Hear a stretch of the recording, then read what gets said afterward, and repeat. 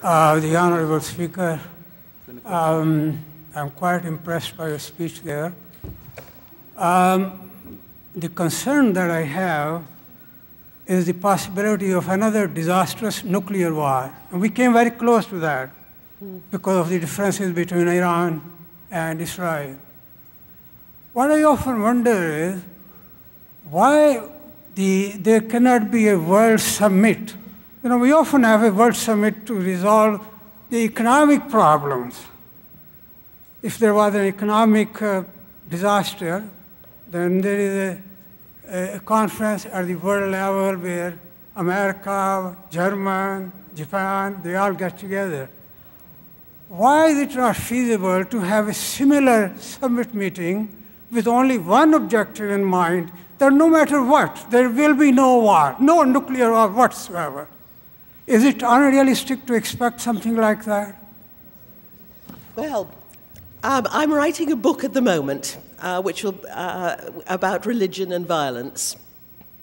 And also, it'll be largely about the violence of the state. States are violent. They have been from the very beginning. No, however peace-loving your state is, and here you were always hearing, we foreigners, about how peace-loving the United States is, but it's got a massive military capacity. It has to. A state has to have an army. And that's the sort of thing I'm going to be exploring in my book. And religions have sometimes been part of that. But the religions have also stood for something else.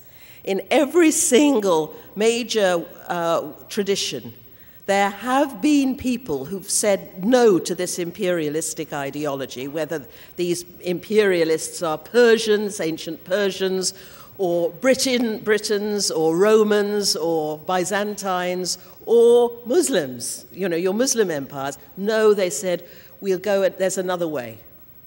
And have explored the compassionate ethos. I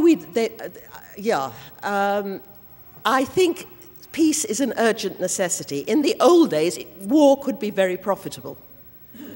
In the pre-modern world, war was part of the economy because all wealth was founded on land.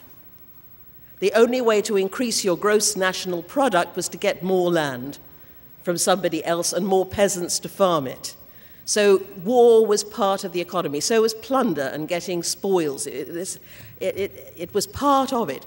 Now, with the weapons that we have created, it's no longer a possibility. Furthermore, we have created a global market so that we are interconnected as never before. And when the stock market goes down in one region of the world, stocks fall all the way around the globe.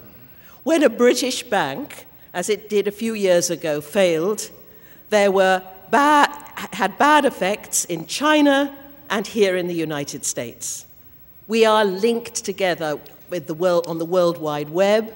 We're linked together politically. We've seen to our cost that what happens in Gaza or Afghanistan today can have repercussions in New York and London tomorrow. We can't shut ourselves off from this. And yet somehow our perceptions haven't caught up with the reality that we're living in. We still think we are privileged people and we are special and we're in a special category. And we haven't realized we've got now, for our very survival, to learn to live with one another in peace. And that will demand, I'm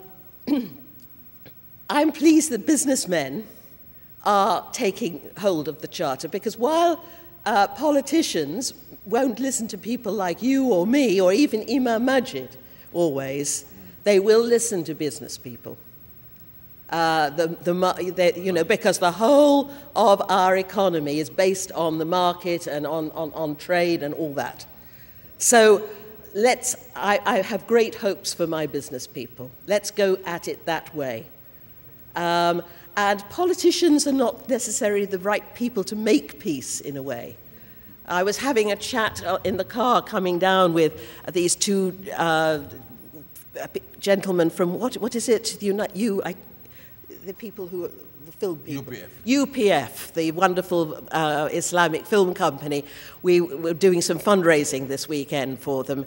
And in the car, they were telling me that really big corporations now who want peace, because they want peace for business, are transnational. And there's a scenario that perhaps they could even supersede the state, so maybe the market will be our salvation. But we must work for peace and make it clear to our politicians who need our votes that this nuclear threat that threatens us all, there's no winners from it.